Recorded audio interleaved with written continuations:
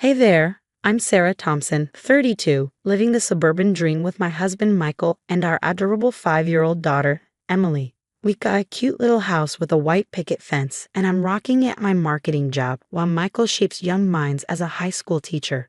Sounds perfect, right? Well, not exactly. Enter Evelyn, my mother-in-law from hell. I swear it's her life's mission to drive me insane. Just the other day, I was getting Emily ready for school when my phone buzzed. Sarah, dear, I hope you're not sending Emily to school in those awful overalls again. A proper lady should always look her best. I rolled my eyes so hard, I thought I'd see my brain. Thanks for your concern, Evelyn, but Emily loves these overalls. She's comfortable, and that's what matters. Her reply, well, I suppose you know better, in that tone that clearly meant she thought I didn't. Michael, bless him, tries to keep the peace, but it's like walking a tightrope. Last Sunday at dinner was a prime example. Mom, this roast is delicious, Michael said, trying to lighten the mood. Evelyn beamed. Thank you, sweetheart. I use your grandmother's secret recipe. Sarah, dear, I'd be happy to teach you sometime. Lord knows Michael could use a home-cooked meal more often. I gritted my teeth. Thanks, Evelyn, but I think Michael appreciates my cooking just fine. Of course, dear, I'm sure your creative dishes are very interesting, she replied with that passive-aggressive smile. Then there's Natalie, Michael's sister. On the surface, she's all smiles, but those side glances and backhanded compliments don't go unnoticed. Oh, Sarah, that promotion must be so exciting. It's amazing how you balance work and family. I could never leave my kids with strangers all day. I bit my tongue, wanting to remind her that daycare workers aren't exactly strangers, but I decided not to start another family feud. Despite all the drama, Michael and I managed to find moments of peace. Last night, after Emily was tucked in, we curled up on the couch. You know, I love our little family, he said, pulling me close. I smiled, the tension easing. Me too. Emily's growing up so fast, isn't she? Yeah, she is. And Sarah, I know my mom can be difficult. I appreciate how patient you are. I sighed. It's not easy, but I know she loves Emily. I just wish she eased up a bit. I'll talk to her again, Michael promised, though we both knew it probably wouldn't change much. Still, I appreciated his effort. But I never could have imagined how our world was about to be turned upside down. I was knee-deep in PowerPoint slides when my phone buzzed, and Evelyn's name flashed on the screen. Great, just what I needed before a big presentation. I almost declined the call, but something made me answer. I opened my mouth to say hello, but Evelyn's voice cut through first. Natalie, are you there? Good. We need to finalize our plan for the gathering. I froze, my finger hovering over the end call button. I've been thinking, Mom, Natalie chimed in. Are you sure this is the best way to get Emily? My heart stopped. Get Emily? What the hell? Of course it is, Evelyn snapped. That woman is completely unfit to raise our Emily. Did you see how she let her run around in those filthy clothes at the park? I bit my lip, remembering how Emily had begged to wear her favorite play clothes. But kidnapping, isn't that a bit extreme? Natalie sounded nervous. It's not kidnapping if it's for Emily's own good, Evelyn insisted. Now, here's what we'll do. During the family picnic, you distract Sarah with that work nonsense she's always on about. I'll take Emily to the bathroom, but instead, we'll head straight to your car. My hands shook as I fumbled to start recording. This couldn't be happening. What about Michael? Natalie asked. Oh, please, that boy can barely tie his shoes without asking my permission. He'll come around once he sees how much better Emily's life is with us. The call ended abruptly, and I stood there, staring at my phone in disbelief. When Michael got home, I practically ambushed him at the door. You need to hear this. Now. I played the recording, watching his expression change from confusion to disbelief to anger. This has to be some kind of joke, he muttered, shaking his head. Mom would never. Never what, Michael? Never try to steal our daughter. Never badmouth me behind my back. Wake up. Don't talk about my mother like that, he snapped. There has to be an explanation. An explanation. Did you even listen to the same conversation I did? They're planning to kidnap Emily. Maybe you misunderstood. Mom can be intense, but she loves Emily. She wouldn't do this. I couldn't believe what I was hearing. So what? You think I'm just making this up? I asked, my voice sharp with frustration. I didn't say that, Michael backpedaled. But come on, Sarah. Kidnapping. That's a bit much, don't you think? A bit much, Michael. Your mother and sister are literally plotting to take our daughter away from us. How are you not getting this? He ran his hands through his hair, frustration clear on his face. Okay, let's say, hypothetically, this is real. What do you want to do about it? We need to confront them, I said firmly. Catch them in the act. Michael looked horrified. You want to use our daughter as bait? Of course not. But we need to expose them, Michael. We can't just sit back and hope they'll change their minds. We argued back and forth for what felt like hours. Finally, Michael slumped onto the couch, defeated. I can't believe this is happening, he muttered. I sat beside him and took his hand. I know it's hard to accept, but we need to protect our family, all of us. He nodded slowly. You're right, we'll set a trap at the picnic. But Sarah, if this turns out to be a misunderstanding. It won't be, I said, more confidently than I felt. But if it is, I'll personally apologize to your mother. As we sat there planning how to outsmart Evelyn and Natalie, I couldn't help but wonder how we had gotten to this point. How had our family become so fractured that kidnapping seemed like a viable option to them?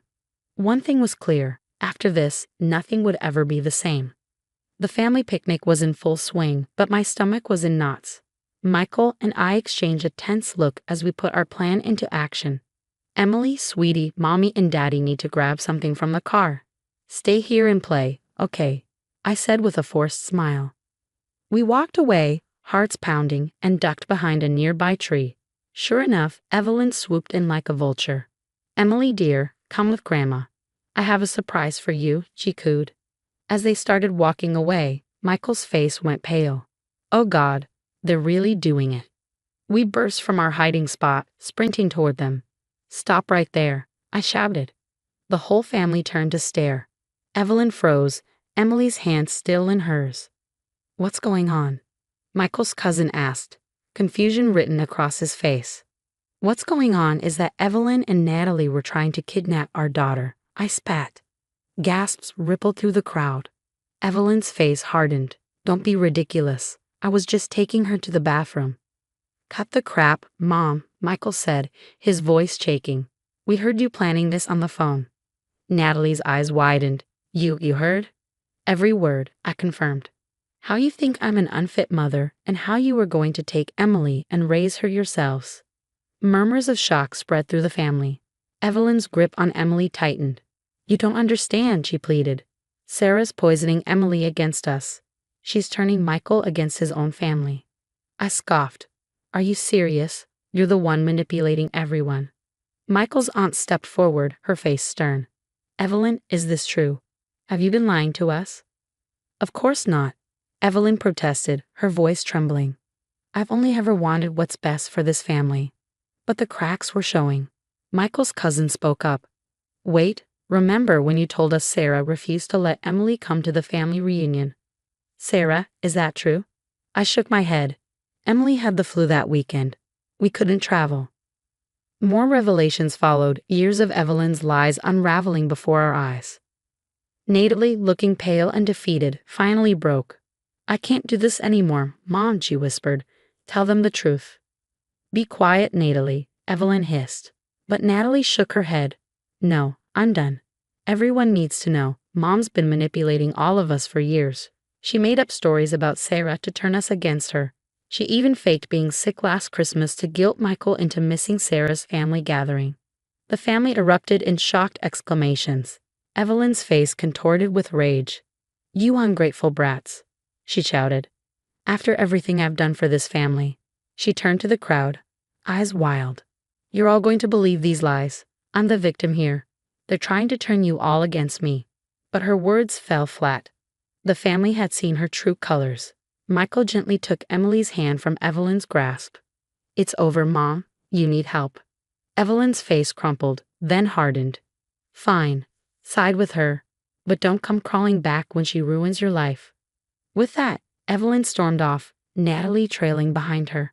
The family gathered around us, murmuring apologies and sharing shocked conversations. In the weeks following the picnic incident, Michael and I made the difficult decision to cut all ties with Evelyn and Natalie. It wasn't easy, but it was necessary for our family's healing. Are you sure about this? Michael asked one night, his voice heavy with emotion. I squeezed his hand gently. We have to for Emily's sake. For our sake. From that point forward, we threw ourselves into creating a loving and stable environment for Emily. Family game nights became a cherished tradition, filled with laughter and silly jokes. One evening, Emily proudly displayed a block castle she built. Mom, Dad, look, I built a castle. Michael grinned. That's amazing, sweetie. You're quite the architect.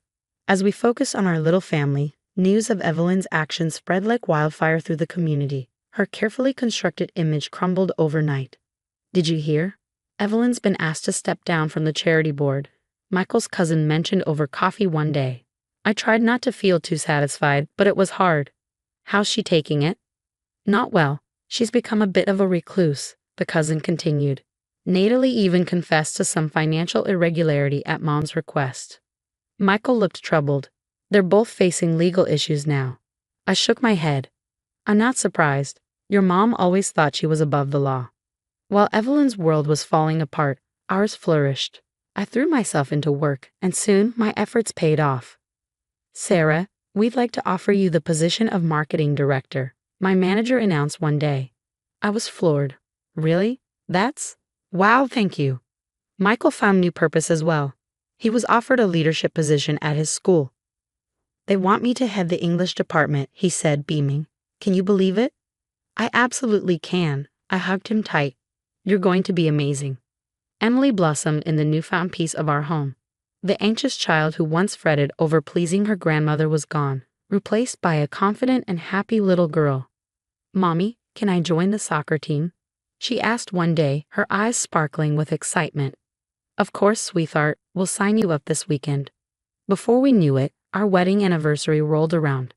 As we sat on our porch, watching the sunset, I couldn't help but reflect on how far we'd come. Can you believe everything we've been through? I mused, leaning into Michael's embrace. He chuckled softly. From family drama to domestic bliss, who would have thought? We made it through together, I said, my voice soft. That's what matters. Michael nodded, pulling me closer. I'm so grateful for you, Sarah. For our family, we're stronger than ever. As the last rays of sunlight dipped below the horizon, a deep sense of peace washed over me. We had faced our demons, stood our ground, and come out stronger. Our little family was thriving, free from toxic influences.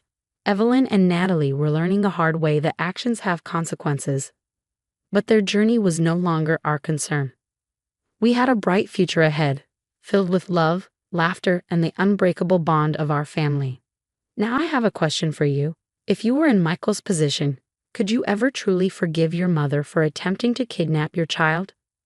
Or would you, like Sarah and Michael, choose to cut all ties despite years of family history? Share your thoughts in the comments below. Your perspectives on family, forgiveness, and protecting your children are valuable to this community.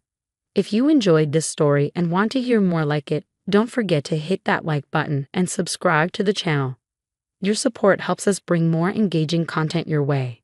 Thanks for listening, and I look forward to reading your responses.